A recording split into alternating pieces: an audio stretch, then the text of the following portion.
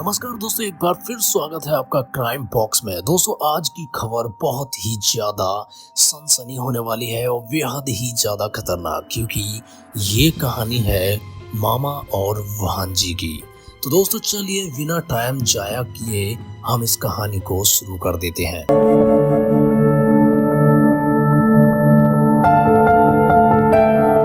मध्य प्रदेश के होशंगाबाद जिले की सुहागपुर तहसील में जमीनों के दाम उम्मीद से कहीं ज्यादा बढ़े हैं, क्योंकि यह सैरस पाटे की मशहूर जगह पचमढ़ी के नजदीक है। इसके अलावा सुहागपुर से चंद किलोमीटर की दूरी पर एक और जगह मढ़ई तेजी से सैलानियों की पसंद बनती जा रही है। इसकी वजह से वाइल्ड लाइफ का रोमांच और यहाँ की कुदरती खूबसूरती है। सैलानियों की आवाजाही के चलते सुहागपुर में धड़ल्ले से होटल, रिजॉर्ट और ढाबे खुलते ही जा रहे हैं। दिल्ली के पॉश इलाके बसंत विहार की रहने वाली 40 साला लीना शर्मा का सुहागपुर अक्सर आना जाना होता रहता था, क्योंकि यहाँ उसकी 22 एकड़ जमीन थी, जो उसके नाना और मौसी मुन्नी बाई ने उसके नाम कर दी थी। लीना शर्मा की इस जमीन की कीमत करोड़ों रुपए में थी, लेकिन इसमें से 10 एकड़ जमीन उसके रिश्ते के मामा प्रदीप शर्मा ने दबा रखी थी। 21 अप्रैल 2016 को लीना शर्मा खास तौर से अपनी जमीन की नपत के लिए भोपाल होते हुए सुहागपुर आई थी। 23 अप्रैल 2016 को पटवारी और आरआई ने लीना शर्मा के हिस्से की जमीन नापकर उसे मालिकाना हक सौंपा, तो उसने तुरंत जमीन पर वाड़ लगाने का काम शुरू कर दिया। दरअसल लीना शर्मा 2 करोड़ रुपए में इस जमीन का सौदा कर चुकी थी और इस पैसे से दिल्ली में ही जायदाद खरीदने का मन बना चुकी थी।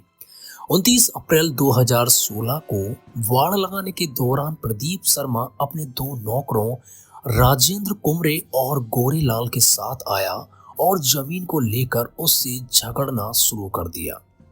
प्रदीप सुहागपुर का रसूखदार शख्स था और सुहागपुर ब्लॉक कांग्रेस का अध्यक्ष भी। झगड़ा इतना बड़ा कि प्रदीप शर्मा और उसके नौकरों ने मिलकर लीना शर्मा की हत्या कर दी। हत्या चूंकि सोची समझी साजिश के तहत नहीं की गई थी, इसलिए इन तीनों ने पहले तो लीना शर्मा को बेरहमी से लाठियों से और पत्थरों से मारा और गुनाह छिपाने के लिए गरज से उसकी लाश को ट्रैक्टर ट्रॉली में डालकर नया कोकरा गांव ले जाकर जंगल में गाड़ दिया। लाश जल्दी गले इसलिए इन दरिंदों ने उसके साथ नमक और यूरिया भी मिला दिया था। हत्या करने के बाद प्रदीप शर्मा सामान्य रहते हुए कस्बे में ऐसे घूमता रहा जैसे कुछ हुआ ही ना हो। जाहिर है वह यह मानकर चल रहा था कि लीना शर्मा के कत्ल की खबर किसी को नहीं लगेगी और जब उसकी लाश सड़ गल जाएगी तब वह पुलिस में जाकर लीना शर्मा की गुमशुदगी की रिपोर्ट लिखा देगा। लेकिन उसने ऐसा नहीं किया। लीना शर्मा की जिंदगी किसी अफसाने से कम नहीं कही जा सकती। जब वह बहुत छोटी थी तभी उसके माँ बाप चल बसे थे, इसलिए उसकी और उसकी बड़ी बहन हेमा की परवरिश मौसी ने ही की थी। मरने से पहले ही मौसी ने अपनी जमीन इन दोनों बहनों के नाम पर कर दी थी। बाद में लीना शर्मा अपनी बहन हेमा के साथ भोपाल आकर परी बाजार में रहने लगी थी। लीना शर्मा बहुत खूबसूरत थी और होनहार भी, लिहाजा उसने फॉरेन ट्रेड से स्नातक की डिग्री हासिल की और जल्द ही उसकी नौकरी अमेरिका की एम्बेसी में बतौर कंसल्टेंट लग गई। लेकिन अपने पति से उसकी पटरी नहीं बैठी तो तलाक भी हो गया। जल्द ही अपना दुखद अतीत भुलाकर वह दिल्ली में ही बस गई और अपनी खुद की कंसल्टेंसी कंपनी चलाने लगी। 40 साल की हुई तो लीना शर्मा ने दोबारा शादी करने का फैसला कर लिया, लेकिन शादी के पहले वे सुहागपुर की जमीन के झंझट को निपटा लेना चाहती थी। पर रिश्ते के मामा प्रदीप शर्मा ने उसके मंसूबों पर पानी फेर दिया।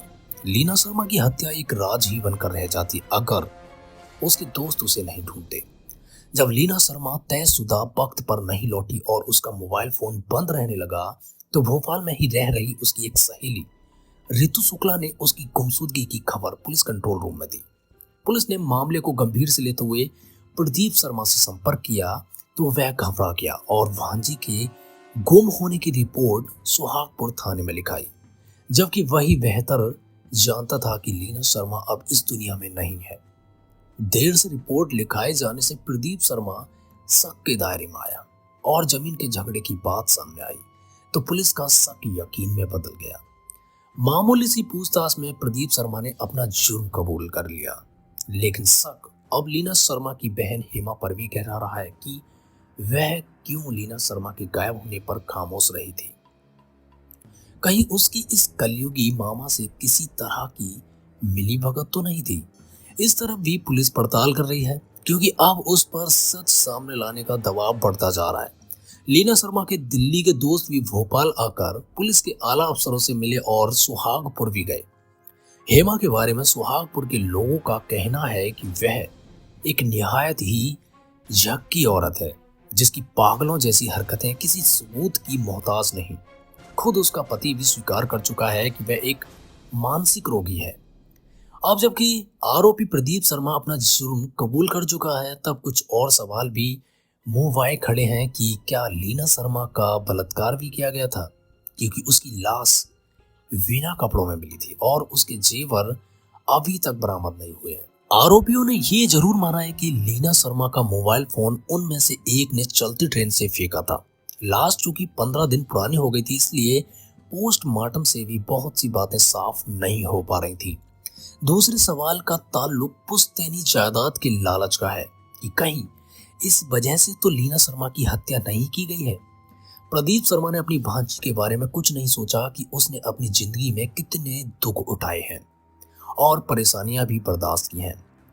लीना शर्मा अगर दूसरी शादी करके अपना घर बसाना चाह रही थी तो यह उसका हक था, लेकिन उसकी दुख भरी जिंदगी का खात्मा भी दुखद ही हुआ।